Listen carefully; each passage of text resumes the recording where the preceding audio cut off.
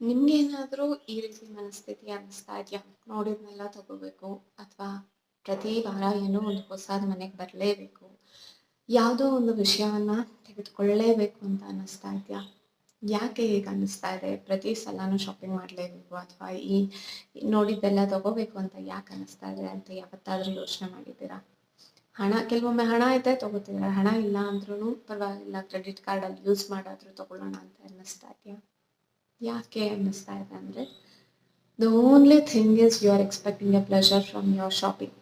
So, to get out of this, what can you do? Only thing you can do is do selfless work. ನಿಮ್ಮನ್ನ ನಿಸ್ವಾರ್ಥ ಸೇವೆಯಲ್ಲಿ ತೊಡಗಿಸ್ಕೊಳ್ಳಿ. So do the kindful work ಅಥವಾ do help each other to somebody who is need. ಅವ್ರಿಗೆ ಮಾಡ್ತಾ ಹೋದ್ರೆ ಇದಕ್ಕಿಂತ ನಿಮ್ಮ ಇಂಪಲ್ಸಿವ್ ಬೈಗಿಂತ ಜಾಸ್ತಿ ಪ್ಲೆಷರ್ ಅನ್ನೋದು ಸಿಗ್ತಾ ಹೋಗುತ್ತೆ. Stay tune till